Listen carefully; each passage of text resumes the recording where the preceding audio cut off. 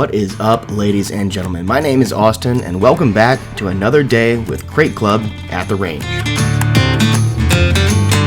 Today I have with me a buddy of mine named Spencer. You might recognize him from a previous video in which we went to the range and practiced some of our shooting skills. I try to surround myself with people who are far more competent than I am so that I can learn from them. When I'm around Spencer, I simply serve as a sponge. While there's certain topics that I might know more than him and areas that I can push him and challenge his knowledge, most of the time it's Spencer dropping knowledge bombs on me, and I love every minute of it. Spencer brought an entire truckload of range goodies. Of all the gear that we brought today, probably the most important is the safety equipment. You should always wear eye protection and hearing protection on the range. You'll also be seeing us using hand protection, aka gloves. You probably won't be slipping on a pair of gloves in the middle of the night in the event that an intruder invades your home. So, practice how you play, train how you fight. If you don't plan to use gloves at home when you're firing a weapon, don't use gloves on the range. Also today, you'll be seeing us use a range timer. Anyone who's in the competitive shooting world is very familiar with these devices. All they do is count the amount of time that it takes for you to fire your shots. You'll hear a beep.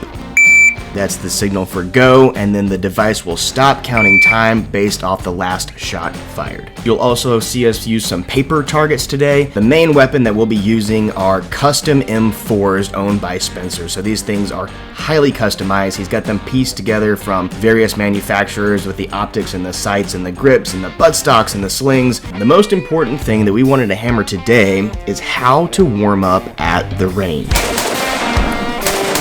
Warming up is important no matter what you're doing or where you're doing it. You should warm up before any sort of physical activity. Some sort of physical and mental preparation should be involved in order to ensure success. How do you warm up at the range? So I like to take it the same way I would at the gym, right? An old first sergeant I had, you say, hey, 5 minutes of stretching, 5 minutes of warm up now, it's gonna save you 5 days of pain. Worst case scenario, right? 5 months of recovery. Yeah. And so I like to think about it the same way, right? So if you only have a short amount of time, so today we're gonna do a 30-round warm-up. Ammo is not cheap. What you're about to see is us use a full 30-round magazine for one singular dedicated warm-up. But take note, maybe you can tailor this exercise to something that fits your lifestyle, for the activities you're about to engage in, something that fits your budget, and make sure that you become the most proficient shooter possible. What we'll do, and this is something I always recommend for everybody, first thing you'll do is take your rifle, take your mag out, right? The first 4-5 reps you're gonna do, you just do completely dry. So, I'm going with the old pocket mag today. It's highly advanced. Classic option. We're gonna just do a couple reps on dry fire. So you'll start at a low ready, you'll hear the beep, you'll come up, safe fire trigger. Yeah. Right? At that right, obviously you're not gonna get the reset. Yep. So you'll just make sure that's good. Feel comfortable. All right, you'll rack the bolt. We'll do 2 reps on low ready, 2 reps on high ready. So the low ready is when you're holding a weapon that you're not yet ready to fire, and the barrel of the weapon is sitting lower than the buttstock. At the high ready, the barrel of the weapon would be sitting above the buttstock. Stand by. Yep. Too easy. Well done. You're quick with that high ready. I can tell that you're more proficient with that one. I like it. Now that we feel comfortable, we've pulled the trigger and actually fired some rounds down range. But we're gonna start just doing a single round. Down, up, bang, down. Shooters ready? Stand by. Shooter ready. Stand by. From the low ready, it'll be up, 1, 2, down. And then same thing from high. Shooter ready. Stand by. Nice. And shooter ready. Stand by. The most important thing is just the mechanics of it. Sure. Right? It's the warm-up, so you're not gonna be hitting your max. We're gonna start with a little bit of engagement here, get that mind working so that we're prepared to be more effective later. We'll start here at the low ready. You'll get the beep, you'll go 1, immediately transition 2, and then back down. Shooter ready. Stand by. Nice. And shooter. Stand by.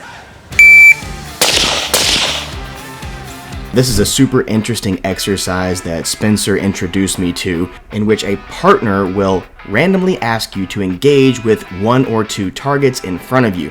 The interesting part is that you don't know which target that buddy is going to ask you to fire at, and you also don't know how that partner will describe that target. We'll say left, right, you go 1, 2. If you say right, left, you go 1, 2. You can also say near, far, obviously, because we're separated here. I'm happy either way. It's your choice. Okay. Stand by. Near far. That's good. Stand by. Near far. Stand by. Brown, green. Okay, yeah, switch it up even more. I was like, You're like, brown up. Everything's brown. And it appears we have 8 rounds left in our magazines, and this was intentional. These last 8, we're just gonna start popping them off to make sure that that trigger finger is nice and warmed up. One thing everybody loves, you know, us included, is just shooting fast, you know, shooting hard, training hard, training fast. So for this one, we've got 8 rounds, right? So it's enough to actually process it. So we're gonna start 1, 2, 3, 4, 5, 6, 7, 8, right? Okay. The only parameter is you start at a slower cadence and you finish at a higher. I was about to suggest that, and it's gonna happen anyway. All right. Shoot it ready. Stand by.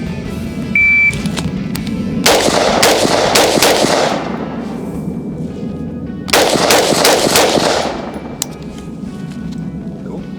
Shoot it ready. Stand by.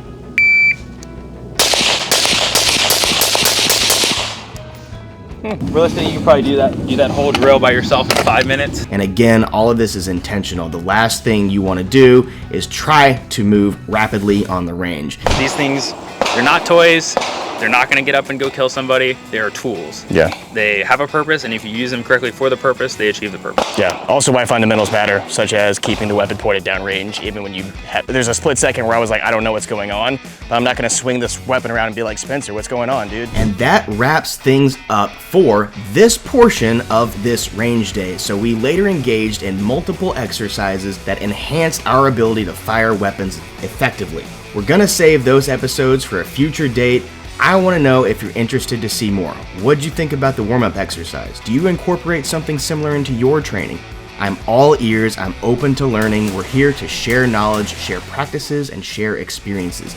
So please reach out to us, DM us on any social media platform, comment below, let us know what you thought. Thank you so much for tuning in. See you soon.